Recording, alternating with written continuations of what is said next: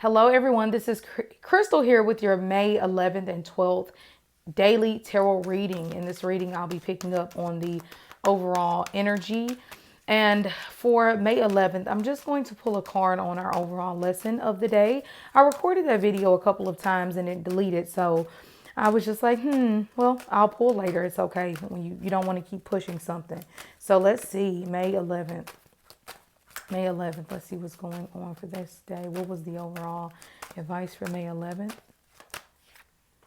Ooh. All right. So straight up duality right here. I mean, Queen of Coins upright and the Emperor in reverse. Whoa. If this was an argument between two people, whoever is the more masculine within the situation definitely loses. That's not funny, right? No, but sometimes it happens. And even it can be you. It doesn't have to be male, female, relationship, anything. This was a day to where you can also come off a little bit of a tyrant yourself, because sometimes the messages are directly for you. This was a better day to focus more on financial wealth, being grounded, staying calm, cool, and collected, because the Emperor can make you a little controlling or agitated, or seem like a tyrant. Or if it was a debatable moment, maybe the more passive approach or the more receptive approach or the more femmish approach would be best, okay? So I do like this very much of that, just of that energy. So I think that if anything was done, try and get in a more passive approach, you'll get more done. Like how they say you catch more bees with honey if you have a sweeter approach and still address things. You can probably get a lot further on a day like that. So now let's look into the 12th.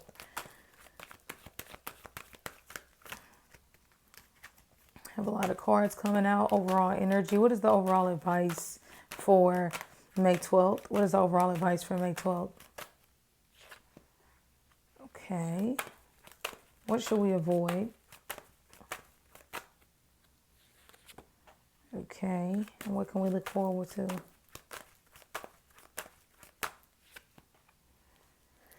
Okay. So there is some type of disharmony on this day, but I have loopholes in how you can get through it. Okay. Sometimes we don't see eye to eye with people all the time, and that's okay. It's life. Every day isn't perfect. The Knight of Coins in reverse is the advice is like taking it super slow, just taking it real easy, kind of similar to that Queen of Coins that showed up for us yesterday. So for some of you all, this would be not taking the fast approach like the Queen of Wands. She's in the avoid position. So it's like, don't find yourself getting too in the ego or too in control or too just over the top. If this is in the avoid position, for some of you, this can be getting too caught up in that. All right. For others of you, you've been avoiding this Queen of Wands. You've been needing to kind of do treat yourself and follow your passions. And in the advice section, you have the Knight of Coins because you've been dragging things on a little too long. Once something keeps happening, it's a habit. Or once you don't move forward with something, it becomes from patience to procrastination. That's just how life is. And so you might be asking yourself questions like that on a day like this. What place am I coming from? The overall outcome is the Two of Wands in reverse, which I feel like is still a good card because the Two of Wands is always about an opportunity. But it might be where you need to close some doors. Sometimes it's where you need to set up some boundaries. Maybe some of you are in a position to where you need to set up boundaries within your work life, your eating habits, your career, and you're doing that today in some way. Yes, it is a day to where you can feel like a little, not the most attractive or not attractive, but that positive kind of balance that we have sometimes in our friendships or relationships. But the way you get through this is just by, honestly, I feel like just taking it slow. It's a day to really, really take it easy. I'm also going to pull a card from the Osho Zen Tarot and see what the advice is for this day.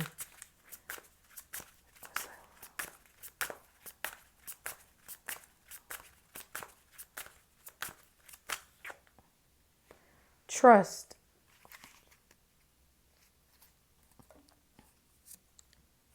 We have flowering at the bottom of the deck, trust, and the lovers in reverse.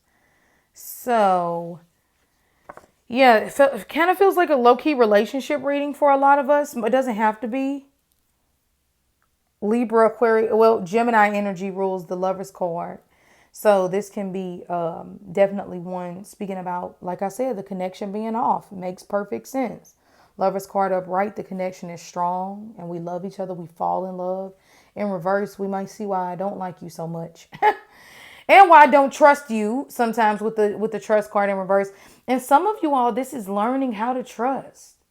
Learning how to trust and also who deserves your trust.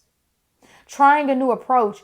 I know they say some people give individuals 100% of trust when they first meet them and then they let them diet, run their battery out depending on how much wrong or good they do to them, to abuse or to promote more trust. Other people feel like, no, I'm giving you zero and you have to work your way up and earn my trust. So both people have different approaches. Tomato, but you might want to look at the other point of view. So if you always do something, and I was kind of getting that from that Queen of Wands, to kind of rest in that energy. And divine feminine energy is very much resting. And this flowering card is doing it. She's in her own world. And it's actually a card that came up for the first day of May. So we kind of get that beautiful energy of just being grounded in who I am. Some of you will be organized. I think organizing will definitely be a part of it because it's setting the aesthetic. It's making it aesthetically pleasing. It's just kind of having that feng shui, that flow. And I think sometimes we have to trust the process, even when we have a disconnection with someone in our life, whether that's a friend, a mom, a dad, a lover. And we just have to trust that things will be put like how they need to. They will go exactly as they need to. But it's like stay in your own bubble. Stay in your own world today. Allow this happiness to help. And once again, the flowering card is by the earth energy, which was the help for the day.